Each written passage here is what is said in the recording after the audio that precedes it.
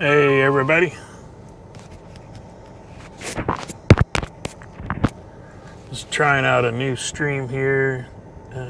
Checking to see if everybody can hear me. Hey everybody. Alright, well that's working.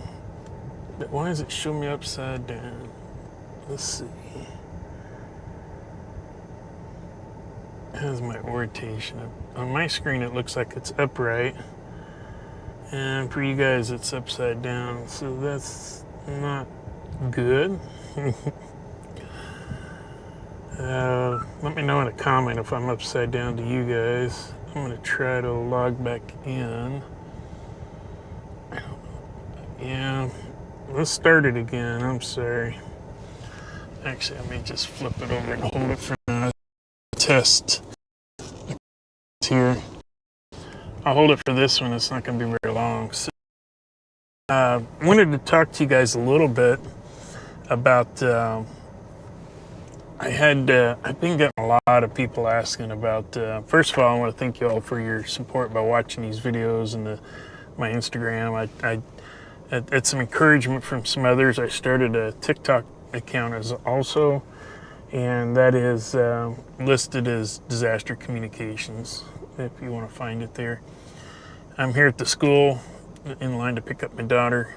Just got about 5 minutes to spare, but I wanted to talk real briefly about. I get a lot of questions about how do I get started? How do I get started? What for newcomers to this, especially in emergency communications, maybe they're wanting to do off-grid communications, encrypted communications, digital, analog, FM, simplex, repeaters, satellites. Oh my goodness, it could actually be overwhelming by how much information is there. And so I kind of wanted to just briefly kind of give a scenario. I was talking to some friends the other day, and their son's trying to get some communications going. And the problem is a lot of these people will reach out and they'll say, what do I do to get started? And the problem is you're talking about stuff that, like for me, I've been doing it for probably almost 30 years now, mid-90s. And so it's a lot of information. And then there's no simple answer to what's the first radio should I buy? I did hear a live stream the other day that really impressed me. The gentleman answered shortwave receiver. Start by listening. I was like, you know what? That's excellent. So I started that on my Instagram channel. I showed a couple posts there about taking my, I just went in, grabbed one of my shortwave receivers and showed how you can hook it up to not only listen to it through the speaker, but also do digital with it. And this morning I spent a lot of time building a little go bag just for that. And it's pretty cool. I'm actually using a Raspberry Pi now because there's a lot more stuff you can do on the Pi software than I could with just the Android app. But anyways, I digress. So there's so many options. So start with shortwave receivers, start with any handheld radio right now, but just know there's 3 levels, and this is my question I presented to them. We need to know what's the 3 levels of which of these 3 levels do you fall into if you're looking to get started in radio communications. 1, I'm calling it the beginner mode. I mean, that's not to intimidate or knock anybody down but so I'm calling that the beginner mode. And for that, I recommend something like the FRS1. I've got them here on my YouTube channel. A review on it. It's got a little weather radio built into it. Doesn't have weather alert, but if you at least need to get some information that way, so think of it as like a 2-in-1. But so that is for somebody that they really don't want to learn anything, or I think on the video I talked about it being like a neighborhood watch type of communication device. FRS radios, and on my Instagram channel I showed one. I was in Harbor Freight the other day looking, and they had this one that it says connection. I don't know. My phone said connection loss. I don't know if I'm still going. We'll keep going. It's good practice anyways. But so I was in Harbor Freight the other day, and they showed basically an FRS in a pack, and it said up to 22 miles or 20 miles, but it had a little star next to it, you know, asterisk, and I made a post about reading the fine print, and that's basically was line of sight. So with FRS, just know you're probably only going to get maybe a mile, you know, unless you're hilltop, mountain peak to peak, or, you know, mountaintop to mountaintop. But for the most part, don't count on any range out of that.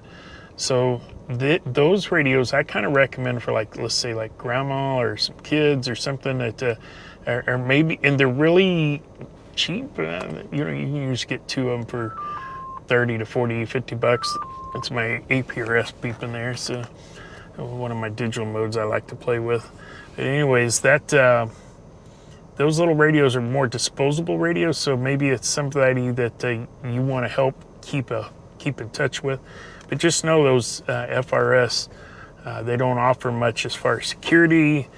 Pretty much there's 14 channels anybody can listen into it. The next step that I'm calling advanced mode, and I recommend for somebody that don't mind doing a little bit of work and maybe would like to have some more additional features. They're not scared to grab a radio and maybe learn a couple things. FRS, nothing to learn. Power on, channel up and down. Super simple. The next one, the advanced, I'm calling that, let's go with something like the B-Tech GMRS Pro. And I really like that radio. I've got a couple, and you'll see here on the channel, YouTube channel that I've got, and I did a little review on. Those are kind of cool. They come with an app, so like my wife and daughter don't like talking on the radio, so this app allows for, the app connects to the radio and it sends digital similar to APRS, not 100%. So for those of you that know APRS, it's supposed to have some position reporting. The firmware is still kind of new on that. I wouldn't say it's an advanced setup, but it's not an APRS replacement, let's put it to you that way. But you do have all the GMRS channels. The radio has weather alert function. It also has weather monitor mode. I like the alert feature though for storms and stuff. And so that's a pretty handy radio. Now, the reason I say it's advanced, it does give you a little more range. They do go up to like 5 watts. You can get mobile units. You can get outside antennas. So you see each level as you progress up, beginner, advanced. Advanced, you do a little more work. You can, with a little effort, you could throw up an antenna. You can go get a top rail mast. We call them mast, but like the top rail, you can go to Home Depot, Lowe's, anywhere like that. Get the top rail of a fence. Or you can buy a push-up mast or any kind of pole and stick that up against your house, mount one of those external antennas on it. You can get mobile radios. Those put out a little more power. You can hook that up at your house with a battery backup power supply. So what I'm saying is you see a little more work into it. You put a little more investment in it, a little more time, and you don't have to study or anything. For the GMRS, it's $35. I've been a ham since the mid-90s, and I just this year, when I got those GMRS Pros, I decided to go ahead and get my license, my GMRS license, just to have.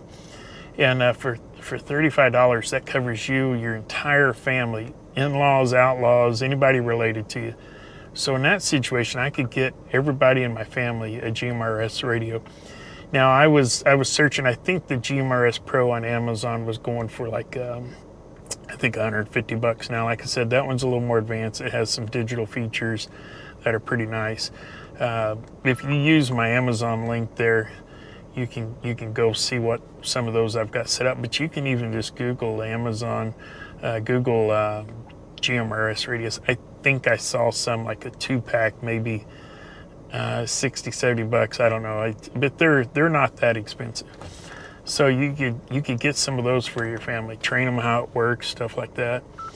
Now the expert level, and expert doesn't imply that you know everything. And it's probably not. So you got beginner, advanced, and then, let's call it expert, but that doesn't imply that we're expert. It just means that there's more options, more benefits. And to me, that's the ham radio mode.